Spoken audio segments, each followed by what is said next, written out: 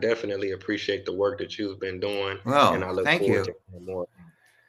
Definitely, definitely. It's an honor. For the viewers who may not recognize you, could you let them know who you are, where you from, and what do you do? I'm Professor David Uttal. I teach at Northwestern University, just outside Chicago. I run a lab called STAR, which stands for Spatial Transformation and Reasoning. And we are interested in how people think about spatial relations and how that applies to learning the sciences and mathematics and engineering. And we try to understand it and help improve it. Wow, okay, that definitely sounds interesting. Now I can ask you, when did you develop this passion for psychology? Is this something that you've always been interested in, or did you kind of get into it later in life? Well, let me start with my passion for the particular topic, is because I realized late in high school that psychology was a way to study what I was interested in. And so when I was 13 years old, everybody believes this can't be true, but it is. I got lost on a Boy Scout hike, and I was lost for over 2 days. And although I never thought that it led me to study that, it seems like it's too odd to be a coincidence. Maybe somehow I was motivated to study navigation and spatial learning because I myself was a victim of bad navigation. Obviously, I was fine, but it was a harrowing 2 days for me and certainly for my parents. But here I am.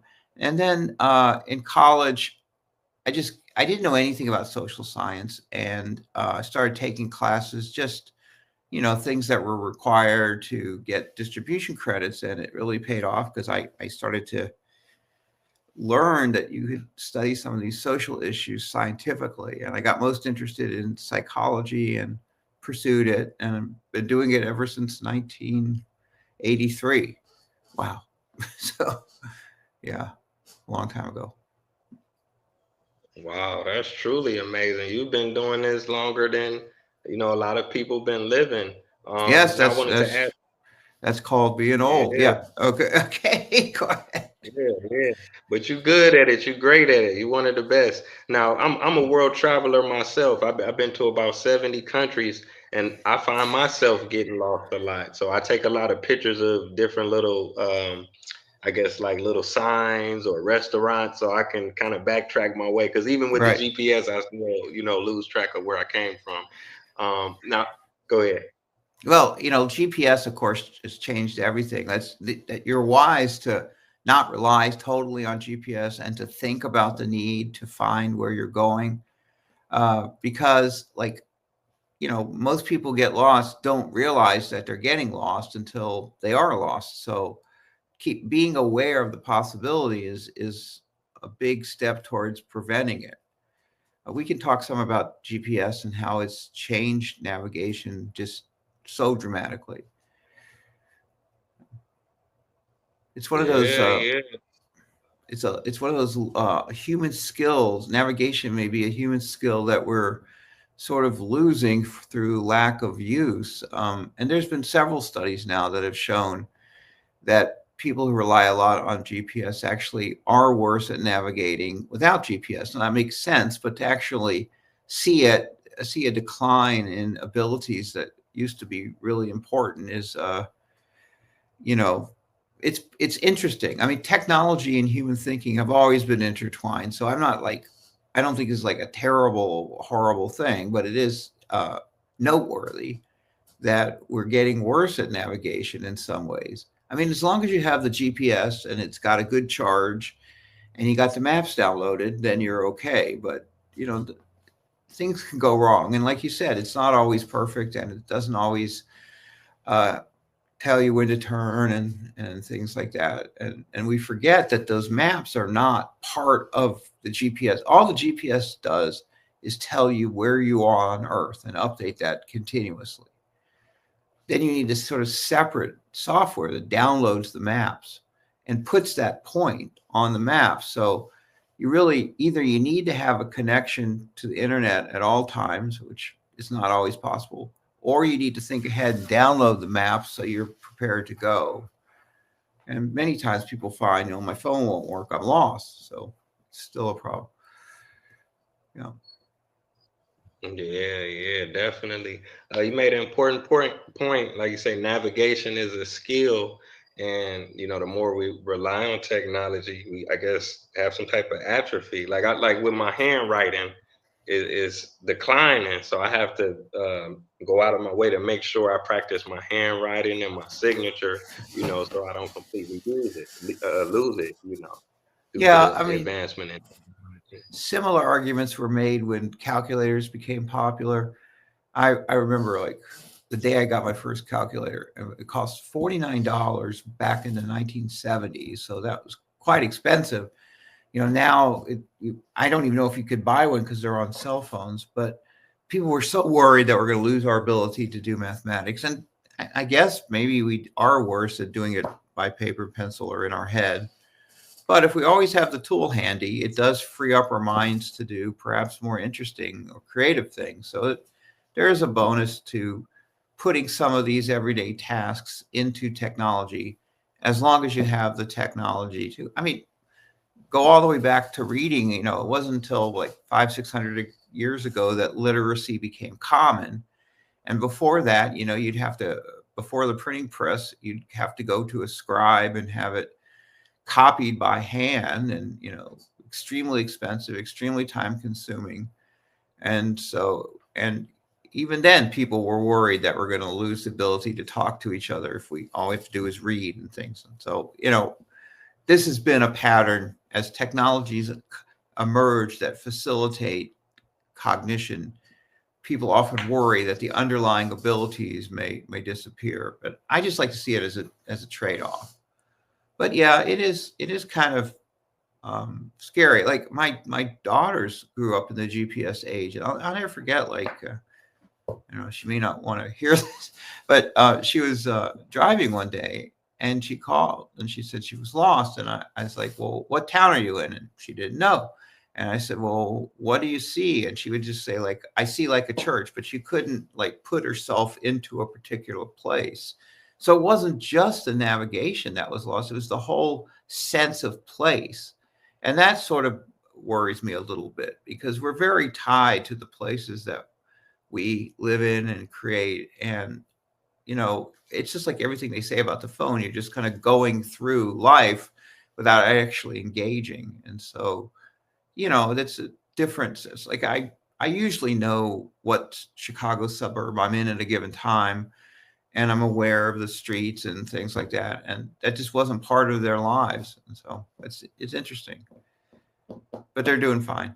So Yeah, yeah, definitely. I appreciate you sharing that. Now I wanted to ask you about the Star Lab. If you could talk about what do you actually do in the lab? Is it like a traditional classroom, or is it like a laboratory, or is it something else? it's the Star Lab itself is a laboratory that's designed specifically for testing children. So there's like a waiting room where the parents and kids can wait and feel comfortable. And then there's a large room where we do our spatial cognition testing.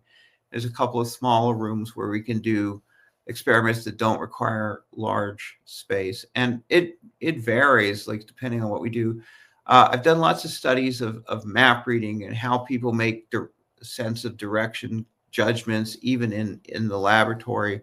We also do studies of what are called geographical information systems, or GIS, which is different from GPS. If, in terms of your mind and brain, GIS is good and GPS is bad. So GIS is layering of maps and ways of representing spatial data. And we and others have shown that using that actually can facilitate spatial reasoning. So technology is not all bad. Um, like you might not know what GIS is, but you see it every day. If you're on Facebook, Instagram, I just one example of the fires in LA. They're using a lot of maps that they can construct on the fly, and it helps them to make decisions about where to put fire lines, and given limited water, where they might be able to make the most difference and things like that. And that's the firefighters, people who are managing it, can do that in real time because they have all of the data about the streets and the uh, water precipitation and brushes and hills and everything. It's all there already, and then they can just layer the information that they get about the fire on top of that.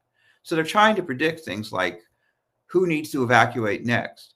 And it's a difficult decision because you don't want people to evacuate if they don't have to, but on the other hand, if you wait too long, it can be too late. So um, the spatial reasoning in the maps, it's a really good example of both the critical role that spatial reasoning plays and the representations. Another example in the elections that, we layer like every county or even below the county level, and people are trying to understand where is the vote coming on. There's one of my favorite people. I don't know if you watch Steve Kornacki on MSNBC, but he's always on when there's an election, and he's really good with geography. In fact, I think he may know every county in the United States. I don't know that for a fact, but he seems to be able to come up with that information whenever he needs it without looking. So part of that is just having access to the basic information and then layering the results as they come in.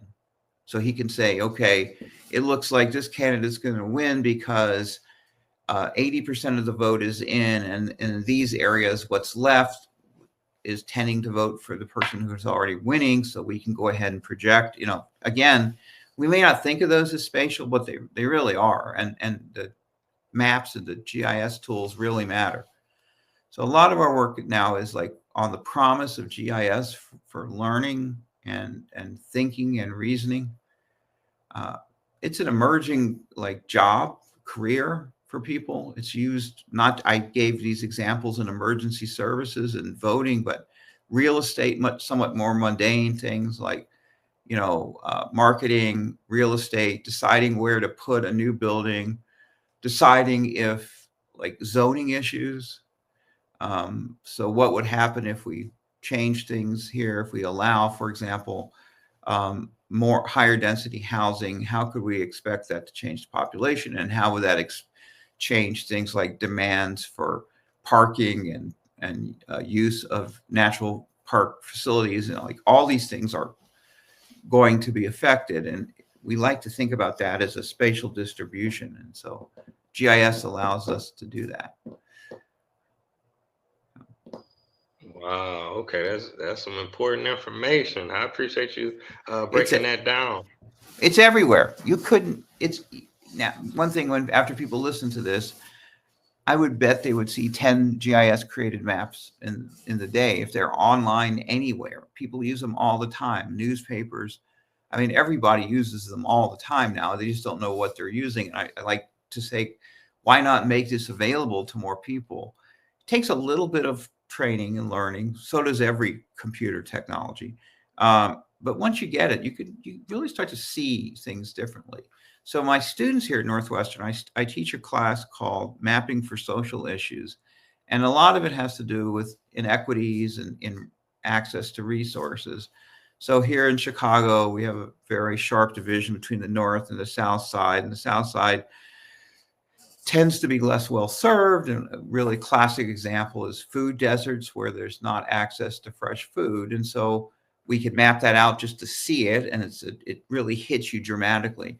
These people have, on the north side, you find 90% of people can walk to a place that sells fresh food. But on the south side, it's only like 30. I'm making these numbers up, but it's dramatic. It's like 30%. And then we can ask, okay, what are some ways that we could fix this? And so obviously, more stores, but they've tended not to do well. So you think about things that are less permanent. When one of those is farmers markets. And so the farmers from like Indiana and Michigan, Southern Illinois, can come and sell their vegetables and produce 1 or 2 days a week and then leave. So it doesn't take, building a whole new building. It just takes some access to electricity and water. And so we're looking for places that, where this could make a difference. And, could you actually affect people's access at a scale that would make a difference? We ask questions like that. And, and during the COVID pandemic, we're trying to get vaccines out. Like how close do we have to have vaccine sites, and what about like going to mobile like vans and things to get into people's neighborhoods? Because it's just people who don't have cars and don't have easy access to transit may have trouble, particularly when a neighborhood drugstore is not in the neighborhood but could be miles away. So those kinds of things are really important. Try to help people Wow. think that way. Yeah. Yeah, that's a great idea. What you mentioned about the farmers actually coming for maybe like say 1 or 2 days and then they're able to leave. I Yeah, never thought of that. that's what a farmer's market generally is, and they like it because they can sell a lot quite quickly, and it's a way of getting of selling quite a lot in a short amount of time. So the farmers really like it. They're and interesting. The South Side is actually more accessible. It's quicker. You don't have to drive across the whole city. So they're very interested in markets on the South Side, and also markets now take SNAP cards. The uh, Department of Agriculture uh, uh, supports people who might need extra help to get food. And now the farmers markets can take those, so that makes it possible to reach people who otherwise might not be able to use it. So that's what I mean about equity. So trying to make things better for people through space and mapping. Yeah, definitely. Because I didn't mention this, but I'm originally from Cleveland, Ohio, and I'm an urban gardener myself. I started Oh, an urban garden in 2022. So we did the bees, we did the chickens, we did the fruits and vegetables. So I own about maybe 3 plots, and I've been trying to buy more plots, but I that I, was I that don't was the know if other somebody. Go ahead. that's the other thing I didn't mention was the urban gardens. That's another neighborhood urban gardens is another possibility for actually making a difference. The question, of course, is scale. Is there enough land? Is there enough land with sunlight and enough water to make the investment worthwhile? Certainly for some it is, but is it, do we have a solution to the problem at scale? I don't know. It's a difficult question. People still working on it. If we could keep some of these supermarkets open in the neighborhoods, that would really help. But that's been hard, especially after Yeah, COVID. yeah. Yeah, yeah, definitely, definitely. Okay, now I wanted to ask you about this. It was an article I was checking out from Forbes, and it talked about spatial thinking, and I guess it's saying why does it matter for students in school? Hmm. I'm not familiar with that article, but I there are Oh, similar okay. I thought art. it was. Well, I'd I'm love to sorry. see I it. thought it. No, no, no, no. I know the general themes is why does it matter for people in school? Let me give you two general reasons. First of all, it matters for STEM, science, technology, engineering, and mathematics. United States, I mean, this whole debate we've been having about the H-1B visas, the reason we need more H-1B visas or that we have the H-1 visa is largely about STEM jobs. And because we don't have enough Americans who are qualified, uh, we bring in people from foreign countries. And I know there's economic and political debates, but that's why we have them. And if we want more Americans, then we have to have people who are qualified to do pretty high level STEM. And spatial skills strongly predict performance in mathematics and some other spatial. So you're thinking visually and you're thinking about things, and a lot of people just aren't used to doing that. It's not taught systematically in school, and so we kind of just take it as either you're born with it or you're lucky enough to get taught, but not really systematically teaching it. So that's the first reason. And the second reason is that, as we're moving away, that was like high level STEM, but we can also consider more jobs that involve working with your hands, but high level trades like carpentry, plumbing, electrician. Those are very spatial in nature. And We need people to, those jobs are becoming increasingly popular and increasingly economically attractive. And so we're starting to see, particularly amongst, I don't know whether to say boys or men, like 17, 18-year-olds are making decisions about uh, going to college that a generation ago they wouldn't have made. They would have just say, I have to go to college. And now they see alternatives, but those alternatives require that you be able to do spatial reasoning. So those are two reasons why it matters in school. Okay, okay. Now I can ask you. We're about 21 minutes in, so I'm gonna have maybe like one more question. Okay. Have you written any books on any of these subjects in particular, or have you considered, doing maybe a documentary? Oh, that's a great idea. I was in a documentary. I was in graduate school for about 5 minutes, but my field is not one that we tend to write a lot of articles and not many books. I would love to do that. That's one of my goals for the latter part of my career, and I really really think it would be important. And if you're a documentary would be a fantastic idea. And Netflix and Prime are so full of documentaries now, and they're often so fascinating. You can learn so much. So if you can help us with that, yeah, that's a great idea. Okay, okay. Yeah, because definitely it's very interesting information. I know you done wrote a lot of journals and articles, but I guess sometimes, the average person, they may Yeah. not catch it, or, No, it may not be. we've tried to get beyond just talking to other scientists, but you're absolutely right. And next year I have a sabbatical, and maybe that will be my major focus. I think we really need that. We've written articles for like teachers that have reached tens of thousands of people, and that's good. But you still need more than that. And thank you for that. I mean, you're motivating me. So good. Likewise, likewise. So yeah, I want to thank you one more time for taking out the time to come on the Oh, podcast. I've enjoyed it. You're doing this is great. These are kind of like small documentaries in a way. So, yeah, Yeah, yeah, this is important information, and I'm sure the viewers have learned a lot, and it's important information. It's interesting as well, keep up and the I look urban forward to. gardens. Yeah, yeah, Sustainability. You definitely. got to get the next. You got to think who's the next person who's going to take it over when somebody leaves. So to keep those things going is tricky. But yeah, community Yeah, action, yeah. community organization. It's very important